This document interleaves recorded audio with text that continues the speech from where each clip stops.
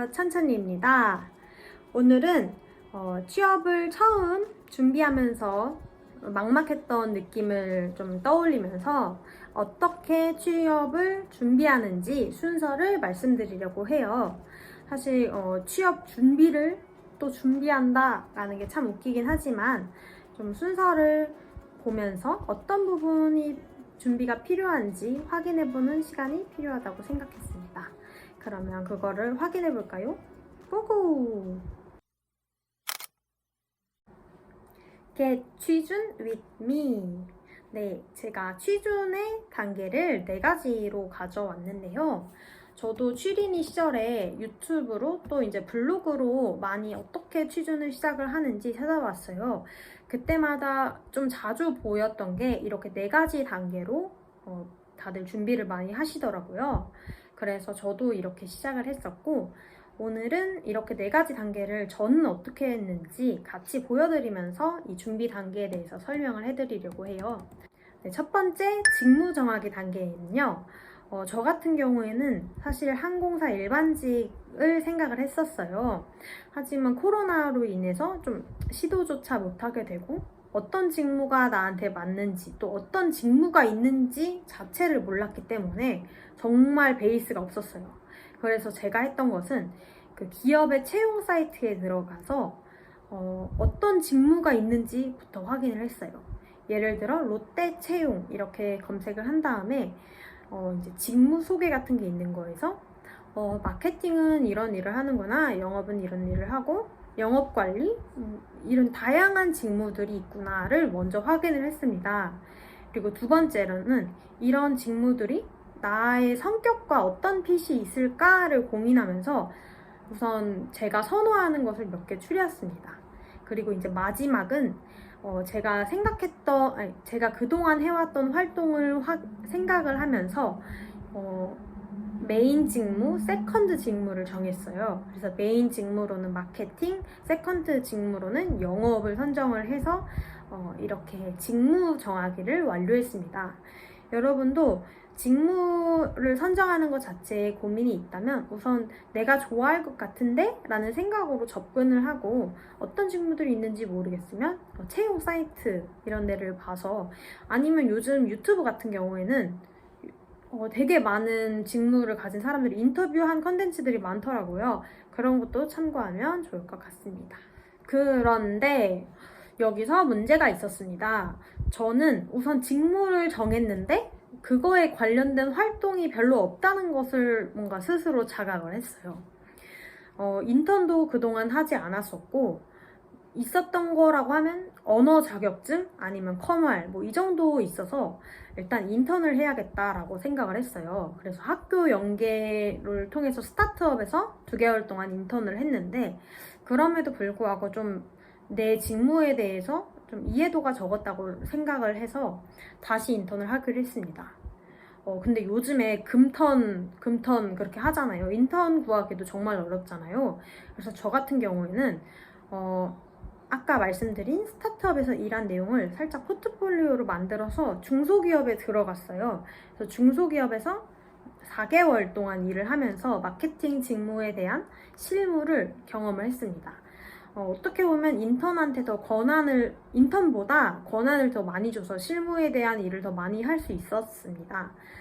그래서 여러분도 만약에 인턴 구하기가 정말 힘들다라고 생각을 하면 중소기업에도 이제 정규직이든 계약직이든 지원을 일단 해봐서 실무 경험을 쌓을 수 있는 기회를 스스로 만들면 좋겠다고 생각을 했습니다.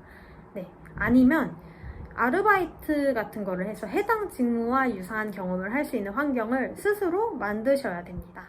네, 그럼 두 번째는 내 경험 정리하기인데요.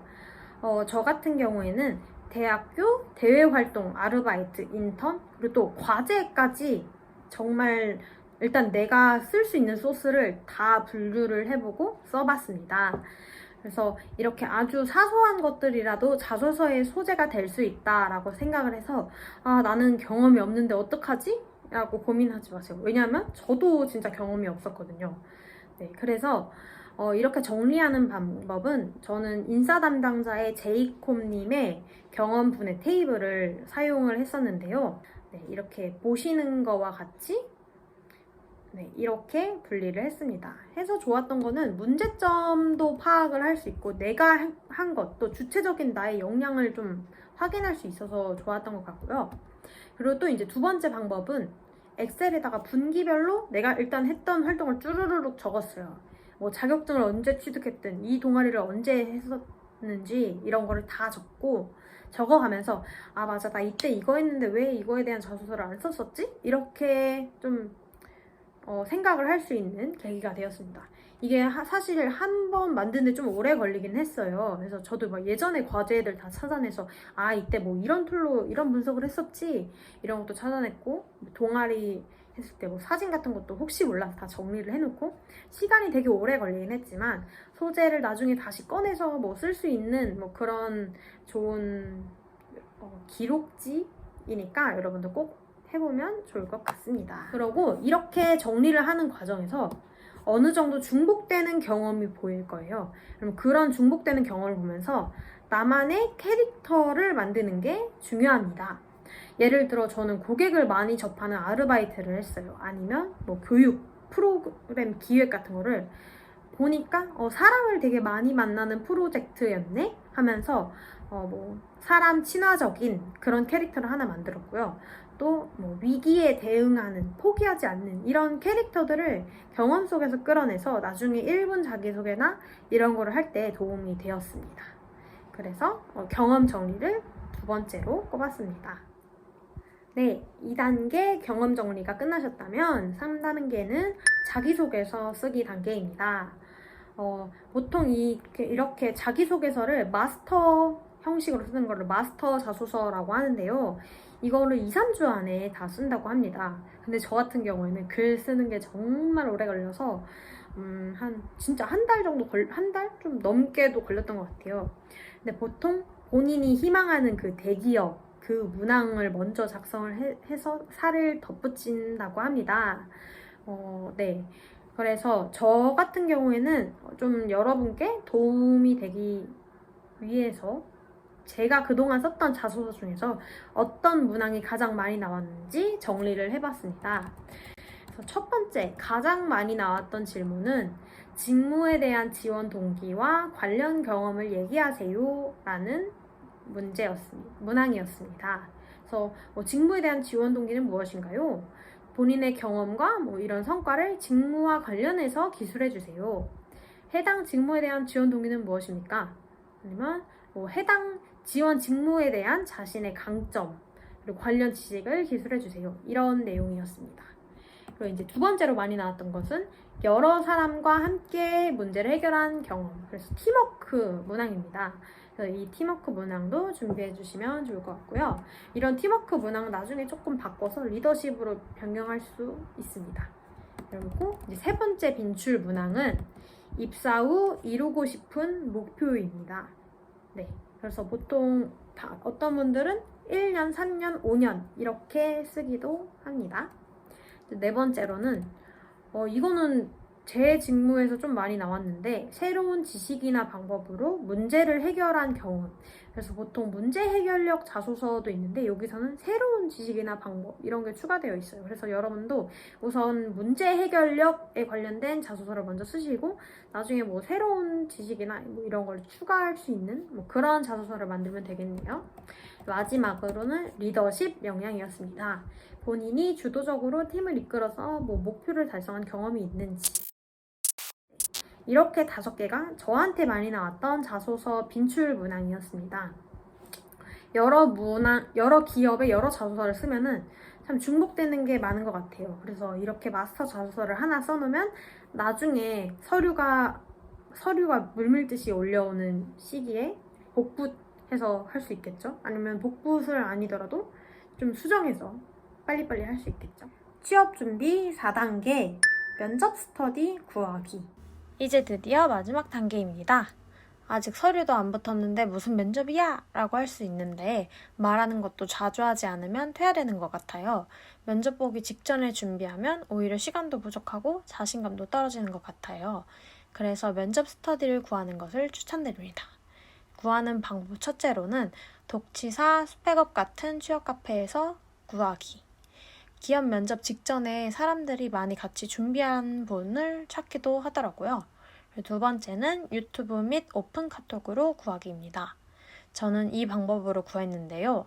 8월 23일까지 유튜브 인싸 담당자와 서울특별시 공동주관 온라인 GX를 신청받고 있어요. 취린이들을 위한 강의인데 좋은 점은 오픈 톡방을 만들어줘서 그 안에서 강의 듣는 학생들끼리 면접 스터디를 구성하기도 좋습니다. 마지막으로는 취준 블로그나 학교 커뮤니티 등에서 구하는 방법이 있습니다. 이렇게 스터디를 구성하신 후에 면접 준비 진행 과정에 대해 팁을 드리자면 취업 카페에서 주 단위 면접 스터디를 참여해보세요. 주마다 질문을 선정을 해서 진짜 면접처럼 면접을 해도 좋고 자소서를 미리 받아서 자소서를 토대로 질문을 요청해도 좋아요. 또 코로나로 대면 스터디가 어려워져서 줌 비대면으로 면접 스터디도 가능하니 참고하세요. 그리고 이렇게 4단계 외에 제가 추가적으로 하면 좋을 것 같다라고 생각한 게 있었는데요. 첫 번째는 매일 시사 뉴스 확인하기입니다. 제가 이게 되게 도움이 많이 됐다고 생각을 했는데요. 몇몇 기업은 요즘에는 요즘 트렌드를 묻고 자사에서 실현 가능하게 아이디어를 제안해봐라 이런 문항이 마지막 문제에 들어가는 것을 심심치 않게 볼 수 있었습니다. 그리고 이런 문항이 없더라도 면접 때 물어보거나 아니면 제가 어필을 할 수 있죠. 요즘 관심 있는 분야나 산업에 대해서 말씀해보세요. 라고 하면 저는 요즘에 반도체 어떤 게 마음에 듭니다. 이렇게 얘기를 했다가 그럼 그 기술에 대해서 우리 자사에 어떻게 적용할 수 있을까요? 이렇게 꼬리 질문이 들어올 수 있거든요. 근데 그럴 때 시사 공부를 한 게 도움이 정말 많이 된다고 생각을 합니다. 그래서 이틀에 한 번이나 이렇게 좀 자주 뉴스를 스크랩하거나 아니면 스터디원들이랑 공유하는 시간을 가지면 PT 면접 아니면 면접 대비 때 되게 훌륭한 답변을 할 수 있도록 기반을 마련할 수 있다고 생각합니다. 그리고 두 번째는 인적성 공부 미리미리 해두기.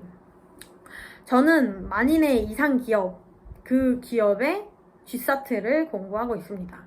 그 기업을 가지 않더라도 다른 기업의 인성, 적성 문제를 푸는데 도움이 되는 것 같아요.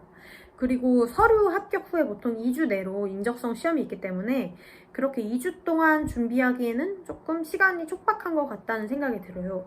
그리고 하면 할수록 좀 실력이 쌓이는 것 같아서 이렇게 자소서까지 다 끝냈으면 아까 말했던 시사랑 인적성 공부를 꾸준히 병행하는 게 좋을 것 같습니다. 네.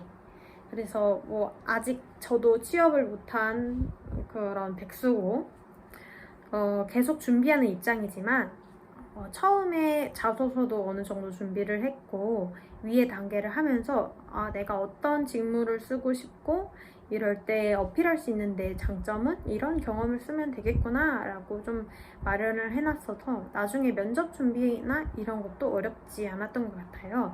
그래서 여러분도 처음 시작하는데 조금 할 게 많은데 아니면 조금 준비가 부족하다고 불안감을 느낄 때 이런 순서를 하면서 준비하는 것을 추천드립니다. 네, 너무 말을 횡설수설하게 했는데요. 아무튼 취업 준비라는 게 언제 끝난다는 보장이 없어서 되게 불안한 것 같습니다. 저도 그런 것 같고요. 그래서 이런 시기에 좀 준비도 열심히 하고 후회 없이 준비를 해서 나중에 정말 기쁨이 배가 될 수 있는 그런 날이 오기를 네, 희망합니다. 아무튼 오늘은 여기까지. 도움이 되셨다면 좋아요. 안녕.